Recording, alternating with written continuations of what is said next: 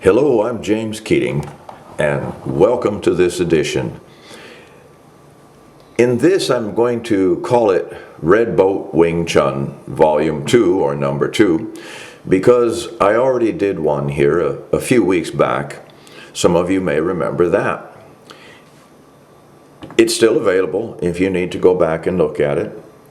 It was a talk where I explained my viewpoints on the art, why it is the way it is, at least in my life. And it also caused other things to surface. You know, people started looking, asking questions, and maybe I need to address those questions, give a few answers if I can, and explain a little bit about what the Red Boat Wing Chun thing is, about the people involved, and how this could be viewed. I'm not going to say that I really would say these are concrete answers, but they are answers that are plausible, and let's just say they're more open for options. The heart is open to understanding this way versus being too biased, too focused upon my own experience or my own viewpoints. So I'm going to try to look at this from a variety of perspectives so that we get a balanced idea, hopefully, of what Red Boat Wing Chun is or was, and we'll go from there.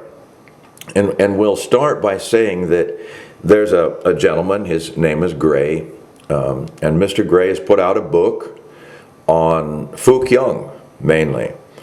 And it's also about the Seattle school that I trained in, the same one that Guru Steve Smith trained in, and actually many others. These people existed long before I joined that school, and there were many, many people who went through that academy, including famous people that some of you may recognize the name. Why did I go there? Many people said, well, what was the point of you? Why did you go see Fook Young? I didn't. I didn't know Fook Young. I didn't know his name. I never knew David Harris's name.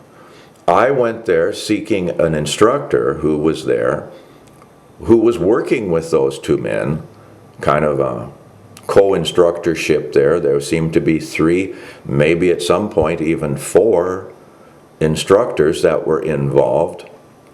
And that was Sid Woodcock, Dave Harris, of course Fook Young, Tong Ta Chen. So these were the ones you heard about all the time. Didn't mean I met them or anything else. I went there for one individual that I met when I was maybe 13 something, 14, maybe a little younger even. Probably a little younger, and that was Sid. And Sid was the Aikijitsu instructor at the Richland Dojo on St. Road.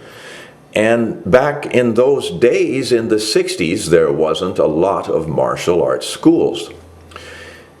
It was rare to have this level of martial art ability stuck out in the middle of eastern Washington in the desert in this little hot building at that time. It still is in some ways, but back then it was just really an anomaly, very odd. Right on the outskirts of the Hanford Nuclear Reservation. That building is still there to this day, and it is still operating as a studio, a dojo, ran by people I know, friends that I know. And some of those friends also grew up side by side with me at the Richland Dojo, watching Sid Woodcock do what he did. And one of the names that comes to mind is Paul Howard, a brother in arms in that studio at the time, the Richland Dojo. We both trained under a teacher named Don Carlson. Wonderful man.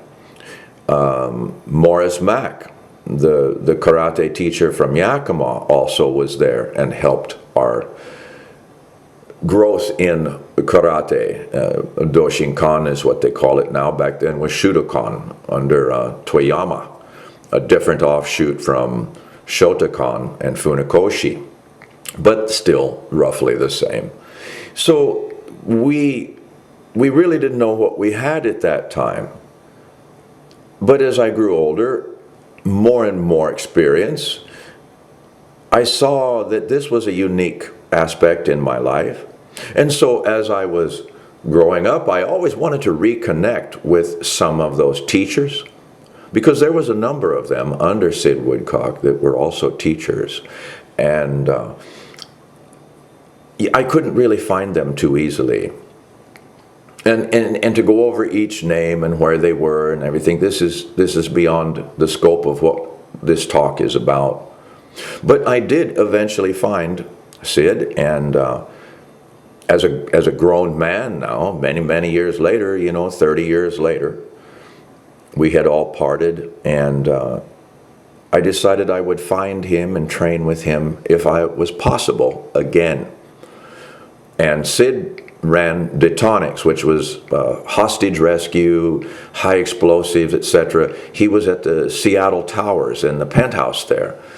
And so he had high visibility in the community. I think he was an advisor or a consultant for the Seattle SWAT team. And so I made up my mind to contact him, and Sid always had an eye for the ladies. And so how I found him was, he was at a place in Richland. He had come back to Richland, Washington, the Richland Dojo, which was ran by Colin Blyler. He ran Blyler Oil and Fuel in Richland. He had a Army surplus store there called Sergeant Bubs. His name was Bubs Blyler. An incredibly talented, wonderful guy. We loved Bubs. And so a woman I was dating at the time was buying camouflage pants in the Army surplus store. And this older gentleman started hitting on her, gave her his card. Well, she had heard me speak of him, and it turns out it was Sid. So that's how I got his card in order to reconnect with him. And I'll tell you, as far as a treasure trove of information, Colin Blyler, Sergeant Bubs, was that. A highly skilled martial artist way before such things were even known in Western society. This guy boxed, did judo, karate. He's the one. The real power behind the Richland Dojo was Mr. Blyler. Without him, none of it would have ever been possible. And yet there's a name that nobody ever speaks about. Yet, in my mind, he's an icon. And you say, why is that? Well, many years later, I and my partner, Randy Wanamaker, ended up actually taking over the Richland Dojo and running it for a number of years, along with another great Kempo practitioner named Tony Umek. I believe he was out of the J.T. Will School in Pennsylvania. And so we ran a school there in the Richland Dojo, and of course that meant Sergeant Bubs, Colin Blyler, was our landlord. So we were able to interact with him on a fairly regular basis. And it was great. Things ran real well. But as I said, I wanted to reconnect with Sid if possible. So that was why when I did decide to go back to school, get a job in Seattle, start living in Seattle, I looked him up. Well, at that time, he was involved with some highly, what would you say, volatile things. We won't go into it, but if you look up the Sid Woodcock name and you look under the Freedom of Information Act, you'll find things that smack of James Bondery, that if I said right here, you probably would laugh and go, yeah, right. Well, then you need to do your own homework so that you understand. He was tied up in some very heavy things. And he said, James, I don't have time right now, but I'll take you someplace where they will teach you. You'll get what you need. And I was like, oh, damn, I wanted to train with you, but he just wasn't doing that at the time. And by the way, when I did get there, I said, do you even remember me? And he kind of looked at me and he says, you were that aggressive little red-haired bastard, weren't you? And I said, yeah, that was me. And then we both laughed. And so, and it's true, I was that kid. I wasn't allowed to practice because I was too little, but I always watched. And he said, the little one in the corner. And I said, yeah, that was me. Because even though my class in Kodokan Judo was over, I would go to their advanced class. I couldn't practice or train because they wouldn't allow it. I was too little, but they allowed me to watch. And man, was that something. So I watched, and he actually remembered me, surprisingly enough. So that's how I ended up being taken up just around past the Seattle Zoo there to the old community center, like Green Lake, and that's where Mr. Harris and Fook Young, and that's where that school was.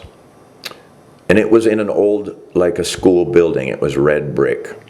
So we went there, and he had made the introductions for me, and we trained that night, but then he disappeared, and I was supposed to go back and train with this guy, David Harris. And I was, to say the least, I wasn't happy, but I had asked for Sid's guidance. He guided me here, so I owed it to him to obey what he told me to do. So I did start training there. And I would say it wasn't within a month and a half that I was just happy. I couldn't believe how lucky I was, because what I thought I was being just pushed off into the corner again. No, I really had been put into a prime position. And this David Harris guy, whoever he was, because I didn't know him, he just proved to be an incredible resource of knowledge and information beyond anything that I'd ever seen or ever knew. Now, this goes back to this recent book that's been put out by Mr. Gray. Even Mr. Gray said that in his prime, David Harris was probably one of the 1% top best fighters in the entire world at that time. People would laugh about that, you know, my daddy's tougher than your daddy. But the fucking fact of the matter is, he was that. I've never seen anything quite like it in my life. And so I felt very fortunate to be training there. So thank you for listening to this number 2 of Red Boat Wing Chun. And much respect to you Sifus and Gurus out there working so hard. I'm Uncle Jim. See you on the next one.